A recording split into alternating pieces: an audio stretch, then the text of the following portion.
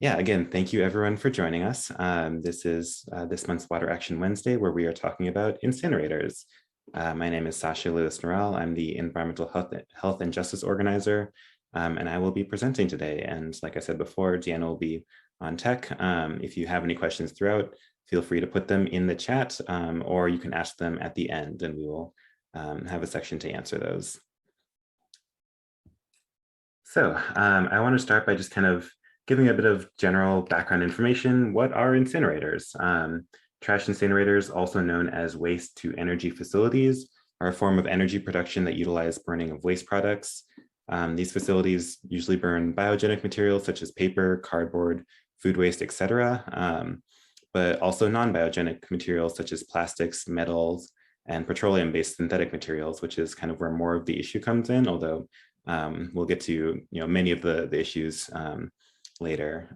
And in the US itself, we've been using waste to energy plants since the late 1800s, although in the 90s, there was some regulations put in place that kind of reduced the growth of these facilities as they were more, they needed to comply with more regulations. And so there's only been a couple more made since the 90s, mainly in Florida. So it is definitely not nearly as big of an idea as it used to be, but still an issue that is prevalent and still is impacting communities in a very real and serious way that we'll get into. So again, we're here to talk about why are they a problem? So I think it'll be a couple different ways that we approach this, both from kind of the economic approach and the environmental approach, and also just the equity and environmental justice approach, and like why incinerators are a problem from all of those different angles. So the first one is a very economic look at it. For one, they cost a lot of money to maintain, and they really don't produce all that much energy. They were largely made to get rid of extra waste, which is a good thing to be doing. But when it comes to the actual energy versus the cost it takes to maintain and run them, especially because of the new regulations, or the regulations from the 90s, they have to do a lot more like air filtration and maintenance and things like that. And so a lot of these facilities rely on kind of county and federal and various levels of government funding in order to continue running. And it can also even increase the fees for garbage collection in the area. So it can cost residents more to have their garbage picked up and then to be burned. And so overall, it's just not really a very efficient way of kind of approaching the waste issue. And it's not even, again, like not producing very much energy. It only accounts for maybe 0.5% of US energy production. And so it really is not something that we're too heavily reliant on for our energy production. Another issue that is one that's really prevalent here is that they are considered renewable energy sources, despite various emissions that they produce, and the fact that we shouldn't be thinking of waste as always being there, because that is kind of viewing it as we're always going to have waste, instead of viewing it as how can we reduce the waste and work towards kind of a zero waste economy. So by looking at it as renewable energy, for one, it also allows for higher subsidies as we try to combat the climate crisis. And Minnesota is one of those states that views waste incineration as renewable energy.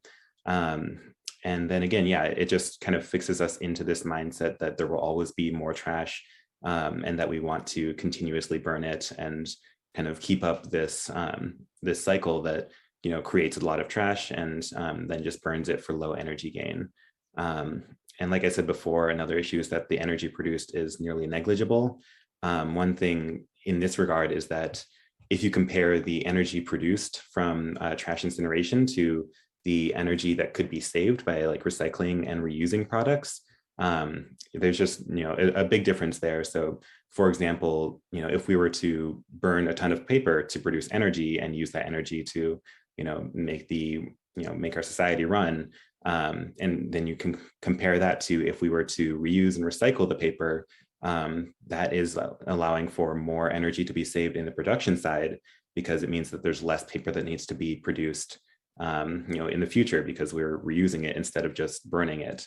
And so if we look at this next slide, this kind of shows an example of the differences between incineration versus recycling, and really gets at some of the issues that we are talking about, and also like why we need to focus on different kinds of solutions than just incineration when it comes to waste management. So on the right, you can see incineration versus recycling. This looks at just the amount of energy produced by incineration. So you can see that it's much lower than the recycling amount, which is the energy that is saved, again, if the materials are recycled, and then there is a reduced demand for more materials in the future. And then on the other side, we can see some of the more financial components, again, looking at incineration versus recycling and composting. And so this is just the amount of money that it takes to do this incineration versus doing recycling and organics. So again, we're spending a lot of money to keep these plants running and to keep them burning trash for a really low energy gain, when we could be investing these same resources into much better recycling and organic composting initiatives, as well as just like general waste reduction as well. The general goal is, of course, to work towards zero waste and a more circular economy. None of us want there to be like trash just out there or in landfills. That's not an ideal solution as well. But the mindset that we're going to have trash anyways, and so we need to burn it, is kind of a false solution, in that we could be approaching this more from a zero waste and from a waste reduction standpoint.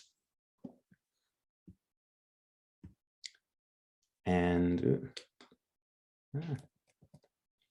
yes, okay. And the other thing that I want to talk about, and this is again getting at more of the environmental justice component, is that these plants are disproportionately impacting low income and BIPOC communities.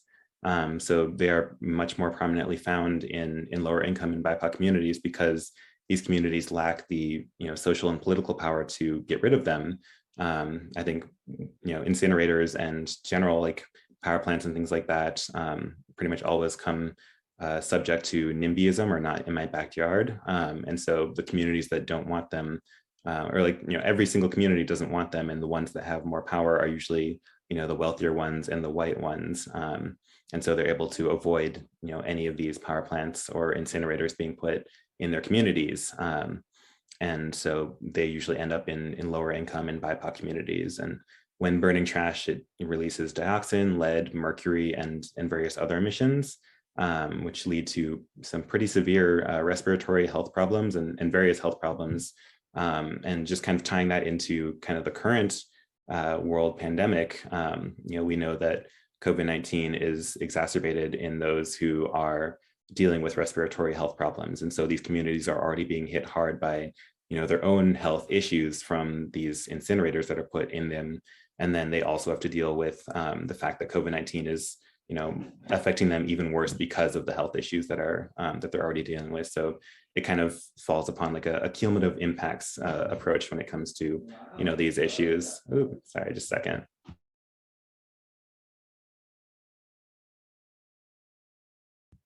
Sorry about that. My roommate just got back. But yeah, so again, these are a big environmental justice issue, and it's kind of important that we approach it from that standpoint. And one thing I forgot to say at the start is that Clean Water Action is not leading on the fight against incinerators. We want to be clear that this is not our fight. We are supporting these initiatives and really want to make sure that they are centering community voices and BIPOC voices in this fight, because again, this is this is an issue that is affecting these communities personally, and we really need to let them be the ones leading it, and like let them tell their story and just support them in ways that we can. So I'll talk a bit more later about kind of the ways that we are approaching the issue.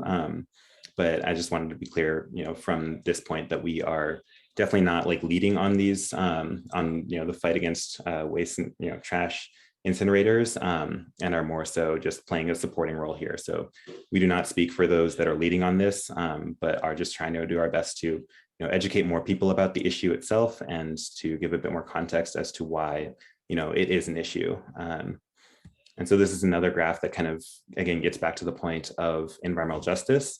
and shows that pretty much across the board, like white communities and white populations are, the least impacted in general by incinerators. So you can kind of see that, the race ratio is versus like the distance from incinerators, it's definitely disproportionately impacting like BIPOC communities, across the board pretty much. So again, it's a big environmental justice issue, and we want to be clear in the way we talk about it as centering it as that kind of issue. So to give a bit more of the Minnesota context and kind of talking about it in, why in this state, we've already talked about how, it's allowed to be classified as a renewable energy source here. And also just compared to other Midwest states, Minnesota has a much higher number of incinerators. Also, I hope there's no background noise. My roommate's being kind of loud. Apologies if there are. But yeah, so there have been a number of attempts at shutting down the HERC, which is one of the main incinerators in Minnesota, located in Minneapolis. And so there's been a lot of organizing. And again, you can kind of look at both of these maps to see the pretty big difference in number of incinerators and incinerator capacity compared to other Midwestern states, especially. So you'll see that we have 8 compared to like 2 and 1 in kind of surrounding states. Florida and kind of the Northeast corridor are the places that have the most in general. But Minnesota in the Midwest is pretty unique just in the number of incinerators that we have compared to other Midwestern states. And again, there's been attempts at fighting back at this.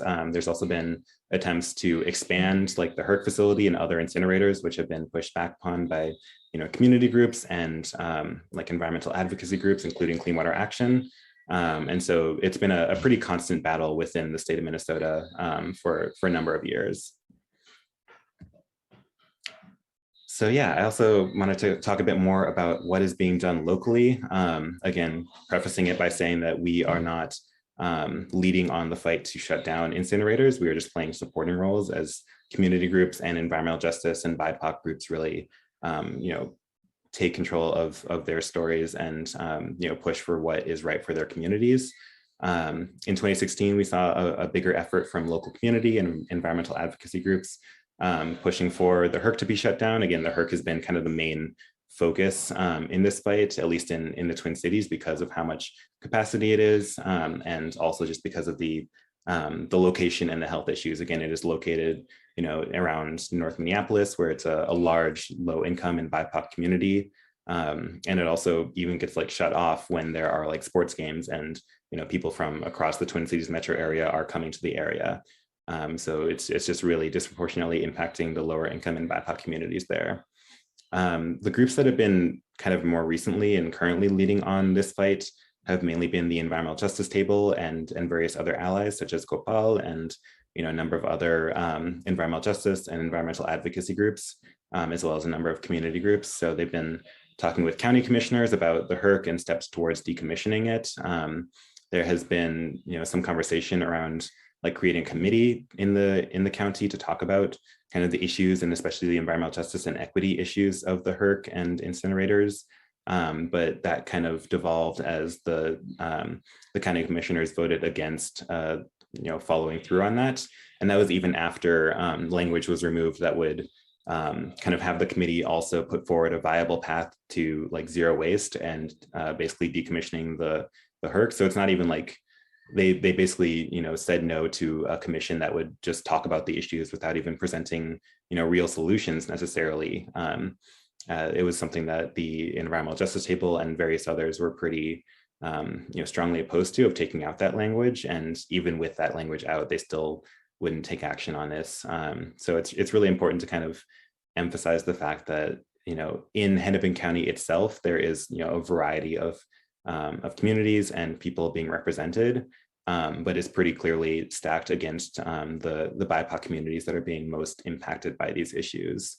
And I just also want to emphasize that there is a huge approach of zero waste and creating a circular economy. It's not, again, we don't want more trash going to landfills. We want there to be significantly less waste being generated, and for the waste that is being generated to be reused and recycled in ways that can, reduce emissions overall and, reduce waste in general and pollution and all of those sorts of things, and, really build more of a circular economy. So that group is currently planning a community info session. If you follow our Facebook page, I'm sure that we'll post updates about that once more details are firmed up. And they're really working on continuing to build grassroots power, again, by making it that communities are leading on this issue. The communities that are being impacted are leading on this issue. They're telling their own stories, and they are, having their voices heard in these situations. And I just also want to briefly highlight our own approach, which as Clean Water Action, again, we're not leading on the fight to shut down the HRC or other facilities, but we do have our own zero waste initiatives, both kind of within, like stores and trying to get like packaging and things like that to be, less prominent, since that is a huge source of waste. And then also just kind of personal efforts and making sure that people, use like tote bags and things like that to reduce their own waste. So we also try and approach it again from kind of the zero waste approach. We want there to be, significantly less waste being generated so that things like the HRC are not necessary anymore. Sasha, there's a question in the chat. If you'd like to take a stab at it. Yeah, I will take a look.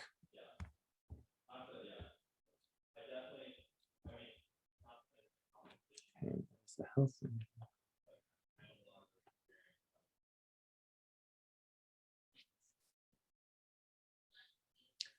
Yeah, that's a good question. I would say, and I don't speak for the groups that have been like leading this.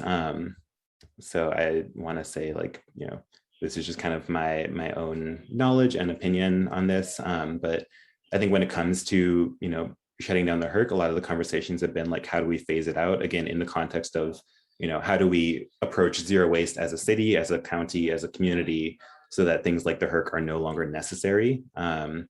And so I think that's been a lot of the conversation within the communities themselves as well, and within the people leading on this. So again, like not saying that like I represent their voices, but I think it's more of like a phasing out of incinerators than just like a hard stop, because again, there is a lot of waste that is going to landfills, and even just like the transit from like going to landfills and things like that creates more emissions and all of that. So it really is much more of like a slow phase out, hopefully a much faster phase out if we can, mobilize more like federal money and, more policy and things like that to really, emphasize going to zero waste as quickly as possible. But I think, it's not just shutting down the HRC necessarily like right away and then, just leaving trash in landfills. And, there will also be like still some trash in landfills, no matter pretty much how good at zero waste we get, just with how much, how many people there are and how much waste there's already been generated. We just want to, reduce the amount of waste that is already there, and, vastly reduce the amount that is being generated, and hopefully making it so that it is, pretty much only being reused and recycled, as opposed to, ending up in landfills.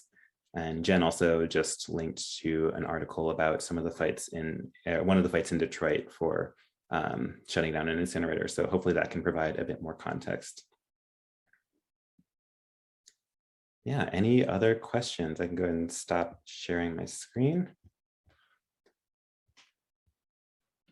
Questions or comments or anything that any of my colleagues want to add about any of this?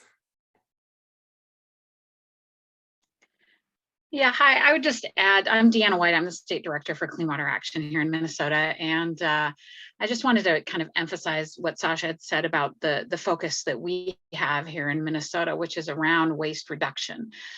We realize that you're never really going, we don't necessarily see a clear path towards total zero waste as long as there are human beings gathered together living in a central area.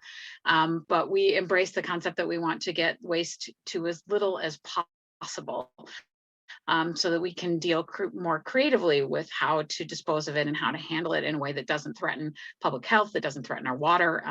The location of landfills, the way landfills are handled is certainly problematic. Incineration clearly is a problem.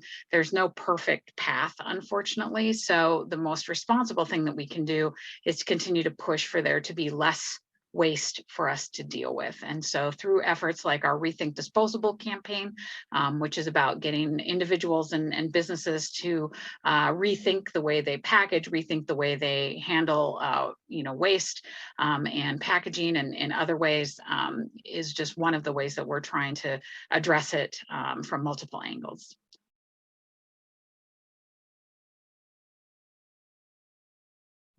Yeah, thank you, Deanna. Any other additions or questions or comments? I would just point out, Sasha just put a link in the chat to a report that he used to draw a lot of the information from, so you can take a look. Yeah, that's got a lot of really well-researched kind of statistics and just general knowledge and information about, again, like why incinerators are problematic. And I think it's pretty recent as well, like 2018 or so. So it's, got a lot more, obviously a couple years out of date, but still some good up-to-date, relatively up-to-date information. And yeah, Jen also just linked in the chat to our the Rethink Disposable campaign. So if you want to learn more about kind of the ways that Clean Water Action has approached zero waste, that is a great place to check out.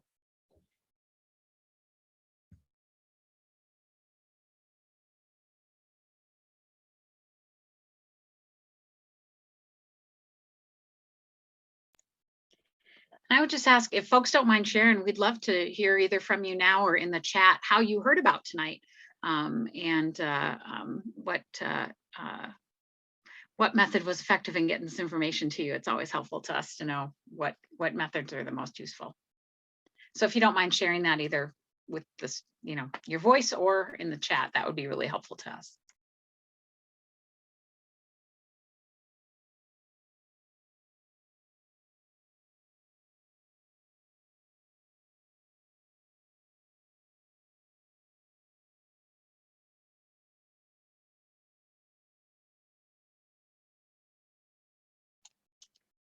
So it looks like, Phyllis, you had the question of, has the 5 cent a bag charge had any effect?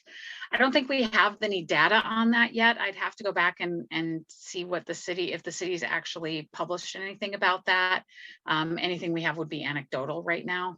So we would very much like to see the legislature overturn its ban on bag bans so that communities can decide for themselves whether they want to have a bag ban or not. But we'll have to get back to you about whether it's had any effect when we have more data from the city.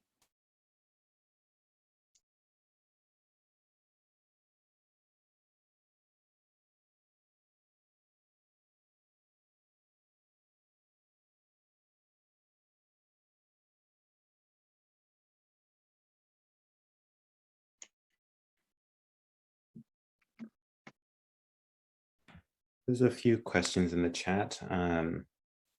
Bazia, is that just like a question of why there can't be like a ban on plastic bags? So about 4 years ago, I think it was, maybe 5, Minneapolis actually did pass a ban on plastic bags in retail locations and instituted, I think, a charge for paper as well. But the legislature, in its infinite wisdom, in the next session, before the Minneapolis law could go into effect, passed a state law that basically bans any community from passing a bag ban. So the Minnesota legislature passed that.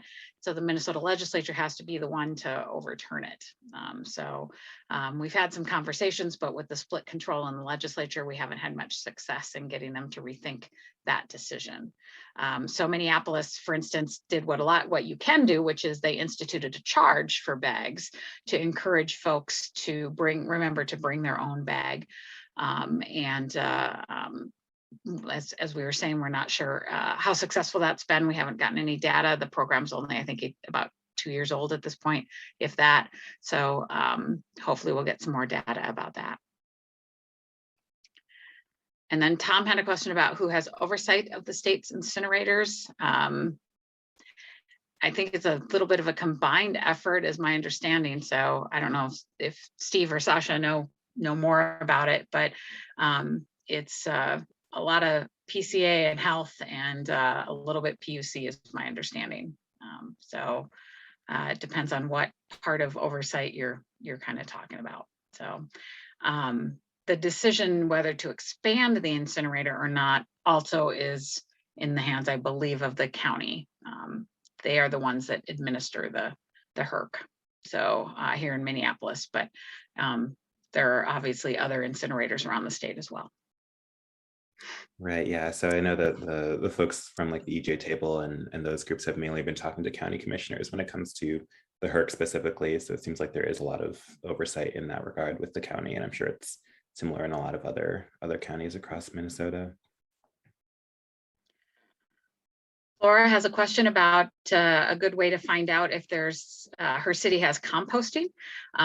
I would say contact your city administrator or contact City Hall and ask.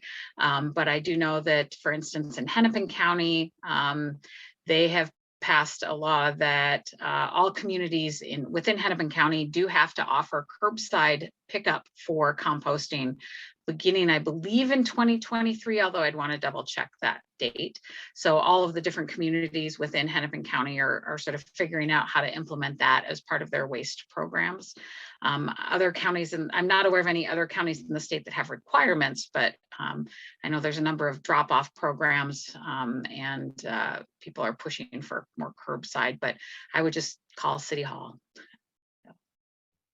And another question in the chat about kind of what's driving the conversation forward and whether or not there is a proposed expansion for the HERC. To my knowledge, there isn't. I think it's largely, I mean, there has been like a number of those initiatives in like the past decade or so, and there's been a lot of back and forth on that. I think one of the things that's like kind of driving it more currently is like, again, just like the fact that for so long, these communities have had to suffer from like health impacts, especially from incinerators like the HERC. And so this is kind of, again, just a lot of community groups and other like advocacy groups coming together to try and put a stop to that. And I think on top of that, one of the other things that's been pushing it forward is the fact that there are a lot of statewide and nationwide conversations around zero emissions. And obviously the climate crisis is a huge theme that we have to deal with. And so I think within that transition in like going, moving away from fossil fuels, there are lots of groups that want to make sure that waste incineration is not part of that transition as well. So I think that's another thing that's kind of brought it up as a bigger conversation. Like I know there was a lot of talk with like the 100% campaign around, whether or not that, they could include, waste incineration as like a renewable energy source in those conversations, or if they should try and, fight for that to be taken out of the language in the bill. I will say too, here in Minnesota, when they passed the Next Generation Energy Act in 2007, incineration was classified as a renewable energy resource. And so there are attempts to redefine that in clean energy legislation moving forward. So, other questions for Sasha or for any of us?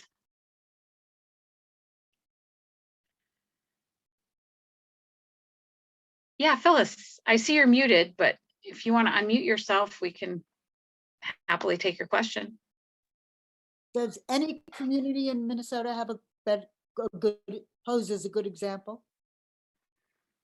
In terms of alternatives for waste or? Yes, alternatives to waste, non-controlled incinerators. Mm-hmm. I don't have any off the top of my head. I don't know, Sasha, if you've. Yeah, no, I can't think of any in particular that like have, really managed to like vastly reduce their waste to the point of like not needing an incinerator.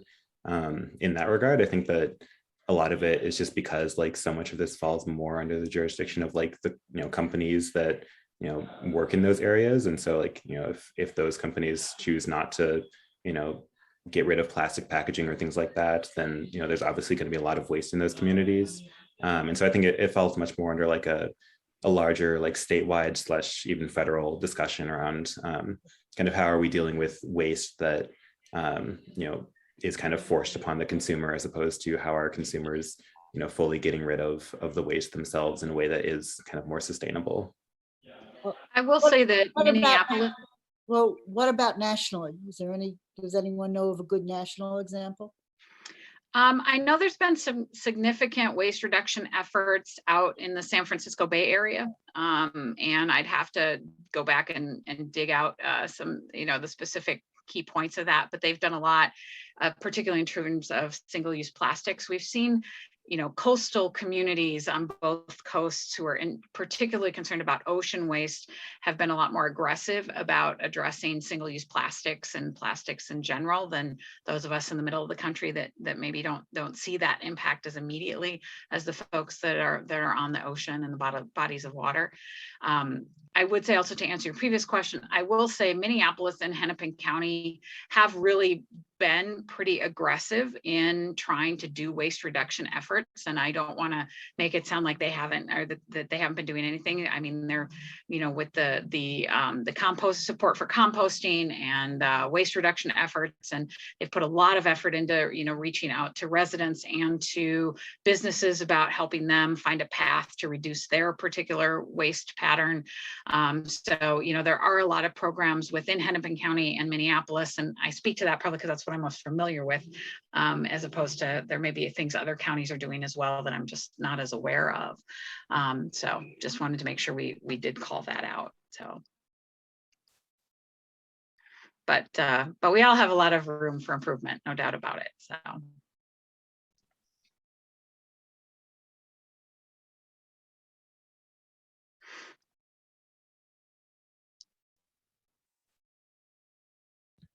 And yeah, go ahead. There's a question in the chat about one of the Scandinavian countries, possibly Norway, that gets a large portion of their energy from waste incinerators, and whether or not their incinerators are significantly different from ours. I don't know. It's definitely not something I looked into for this specifically.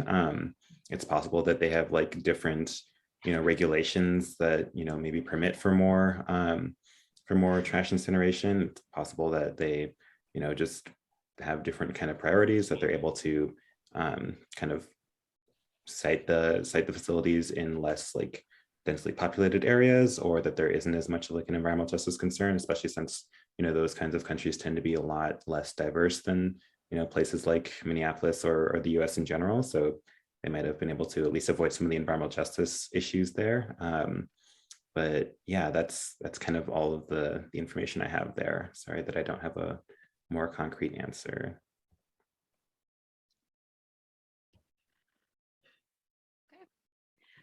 Well, if any of you have any more questions, feel free to send Sasha or myself an email. Our information is in the confirmation emails that you got, so feel free to drop us a line. We're also available on the Clean Water Action website on the Minnesota staff page, so you can send us emails that way as well. Next month, we'll be back on the second Wednesday at 7 o'clock to talk about the importance of local elections. So hopefully you all will be able to join us then and find out more about what we're doing with local elections, and frankly, why elections are important and really are an environmental issue, be they local, state, or national. So hopefully you can join us next month for that. And in the meantime, if you have any more questions, don't hesitate to send us an email. And thank you so much for coming out tonight. We sure appreciate it. Sasha, did you have anything else you wanted to add? I don't think so. Yeah, just thanks again for watching and for joining. Really appreciate all of the support. Again, yeah, I mean, Jen just put in the chat that solving this issue is definitely not a one solution, especially with the various different places that we have to solve it in. So it's going to take a lot of different approaches and a lot of different ways that we can deal with waste and going zero waste and all of that, and a lot of different voices that need to be heard in the process as well. So just wanted to highlight that, and also, yeah, thank everyone for being here. Really appreciate it. This is an important fight, and it's I'm glad that we were able to get a bit more information out there, and definitely keep an eye out for any other updates from the Environmental Justice Table or other groups working on this in Minnesota. Yeah, thanks so much, everybody. Yeah. Thanks, Sasha. Thanks, everybody.